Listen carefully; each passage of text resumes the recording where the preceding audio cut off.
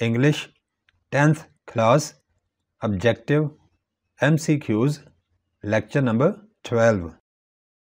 Choose the correct form of verb 5 marks. आज हम correct form of verb वाले section में ऐसे सेंटेंसेस करेंगे जिसमें FOR फॉर या सिंस के बाद ड्यूरेशन आ जाए या फिर स्टार्टिंग पॉइंट आ जाए किसी काम का, यानी नुक्ता आगाज़ आ जाए। इस तरह के फ़िक्रों को परफेक्ट कंटिन्यूअस टेंस बोलते हैं और ये प्रेजेंट, पास्ट या फ्यूचर हो सकता है। और इसका स्ट्रक्चर होता है हैज़, हैव या हैड में से कोई एक plus been plus fourth form यानी ING वाली form. Option number 1, she dash French for over 2 years। जैसे कि यहाँ पर वाज़ेह है FOR फॉर की प्रेपोजिशन आ गई है और उसके बाद ओवर 2 years का ड्यूरेशन आ गया है, दौरानिया आ चुका है। लिहाजा यहाँ पर हम ये वाला स्ट्रक्चर ढूंढेंगे, यानी हैज़, हैव, हैड में से कोई एक, उसके बाद BEEN बीन और उसके बाद ING वाली फॉर्म। तो यहाँ पर सी वाला ऑप्शन हमारी रिक्वायरमेंट पे पूरा उतर रहा है। हम सी वाला ऑप्शन सेलेक्ट करेंगे। She has been learning French for over 2 years। उसे फ्रेंच लैंग्वेज सीखते हुए 2 साल से ज़्यादा का अरसा हो चुका है। Option number 2, he dash in the sun for an hour. यहाँ पर भी FOR फॉर की प्रेपोजिशन के बाद एन आवर ड्यूरेशन आ चुका है, लिहाजा यहाँ पर भी वही स्ट्रक्चर लगेगा, सी वाला, has been standing. Option number 3, she dash since morning. यहाँ पर जैसे कि ज़ाहिर है सिंस की प्रेपोजिशन के बाद स्टार्टिंग पॉइंट आ चुका है, यानी नुक्ता आगाज़ किसी काम का आ चुका है। तो ये टेंस भी परफेक्ट कंटिन्यूअस टेंस है और इसका स्ट्रक्चर सी वाला है, has been sleeping. So we will select option C, she has been sleeping since morning. वो सुबह से सो रही है। Option number 4, they dash cars for 6 hours। यहाँ पर FOR फॉर की प्रेपोजिशन है और उसके बाद 6 hours ड्यूरेशन है।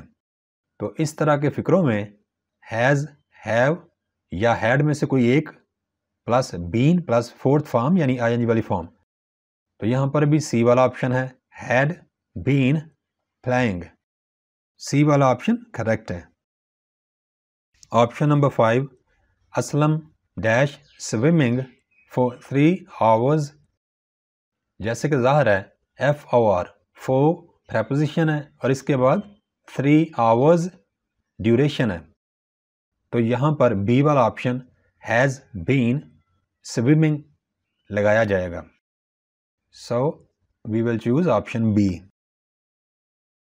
Choose the word with correct spellings 4 marks। इन 4 में से एक लफ्ज़ के दुरुस्त स्पेलिंग्स हैं, वो लफ्ज़ तलाश करें। एक बात हमेशा याद रखिए कि स्पेलिंग्स को हमेशा ज़बानी याद करना पड़ता है, इसका कोई और मुतबादल नहीं होता। लिहाजा कोशिश करें कि आप स्पेलिंग्स को हमेशा ज़बानी याद करें। ऑप्शन नंबर 6, ये दुरुस्त लफ्ज़ है करियर और यहाँ पर ए वाले ऑप्शन के स्पेलिंग्स करेक्ट हैं, CAREER। करियर पेशे को कहते हैं। So we will opt for option A. Option number 7, the correct word is fix and the word with the correct spellings is option number B, FIX, fix। Option number 8, यहाँ पर दुरुस्त लफ्ज़ होगा conflict, तज़ाद and the word with correct spellings is option number D, CONFLICT, conflict। Option number 9, the correct word is recipient Word with correct spellings is option number D. recipient. Recipient. The one who receives. वसूल करने वाले को कहते हैं recipient. Objective part, section number 3. Choose the correct option, 5 marks. Option number 10. The meaning of the word strive is. लफ्ज़ strive का मतलब या मानी है. हमारे पास 4 ऑप्शंस हैं. Struggle, encourage, reward, avenge. Strive का मतलब होता है कोशिश करना, और इन दिए गए ऑप्शंस में से सबसे नज़दीक तरीन इसका मानी होगा struggle. So we will choose option A. Option number 11. The synonym of ancestors is. लफ्ज़ ancestors का मुतरादिफ या हम मानी कौन सा है? यहाँ पर ancestors का नज़दीक तरीन मानी है forefathers. So we will choose option B. Option number 12. The word critical means. लफ्ज़ critical का मतलब या मानी है. हमारे पास ऑप्शंस हैं pure, serious, energy, until. Critical का मतलब होता है जिसकी हालत ख़तरे में हो, और सीरियस का मानी भी यही होता है. लिहाजा हम यहाँ पर बी वाला ऑप्शन चूज़ करेंगे, critical, serious. Option number 13. The man had been sent with other convicts to Australia. ख़त कशीदा यानी ऐसा लफ्ज़ जिसके नीचे लाइन लगी हुई है. ख़त कशीदा लफ्ज़ कॉन्विक्ट्स का मानी है. We have the options delegation, troop, prisoners, actors. Convicts का मतलब होता है कैदी. So we will choose option number C, prisoners, क्योंकि प्रिजनर्स का मतलब भी कैदी होता है. Option number 14. Literature is the study of. Literature मुताला का नाम है. लिटरेचर अदब को कहते हैं. अदब यानी ड्रामे, कहानियाँ, नावल, शायरी वगैरह. हमारे पास ऑप्शंस हैं people, mankind, human, forefathers. Literature humans का मुताला है, यानी इंसानों का मुताला है. So we will choose option number C. Literature मुताला का नाम है ह्यूमन्स का. Option number 15. The class is learning the lesson. The underlined word is a-o-n. फ़िक्रे में ख़त कशीदा लफ्ज़ class है. Material noun, concrete noun, abstract noun या collective noun. तो याद रखिए, the word that refers to a group of people is called a collective noun.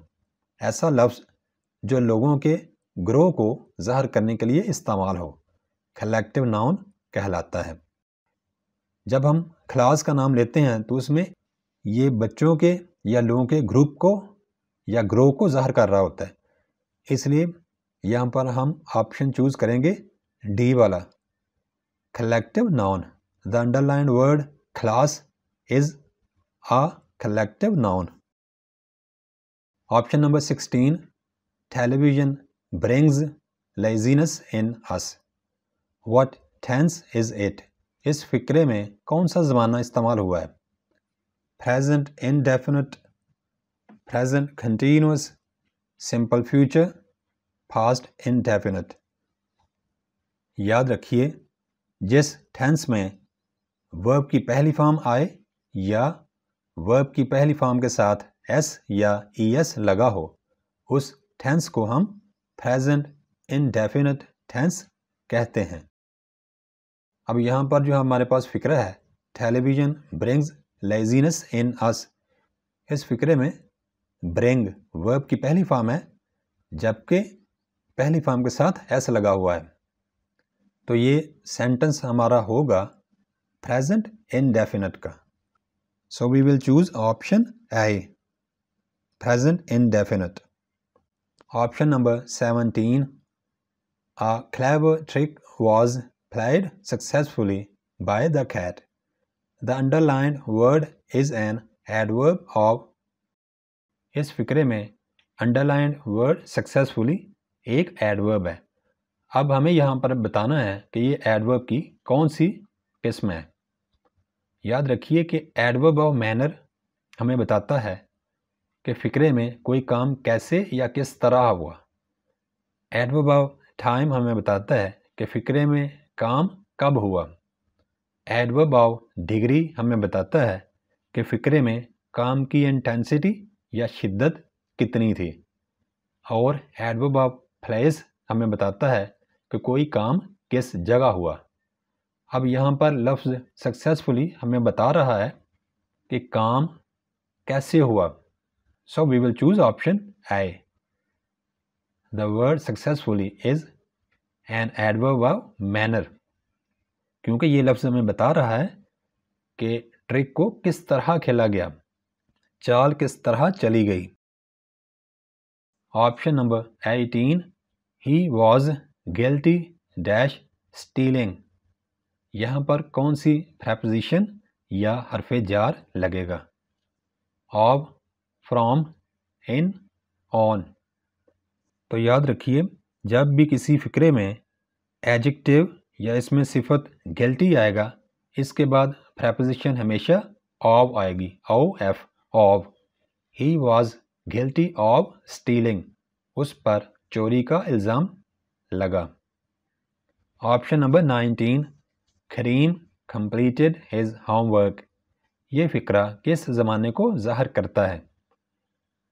Present indefinite tense, past indefinite tense, present continuous tense या फिर past perfect tense. तो याद रखिए जिस फिक्रे में वर्ब की दूसरी फॉर्म आई हो वो फिक्रा पास्ट इंडेफिनिट टेंस कहलाता है। यहाँ पर कंप्लीटेड का लफ्ज़ फेल की दूसरी फॉर्म है, जबकि कंप्लीटेड की पहली फॉर्म कंप्लीट है।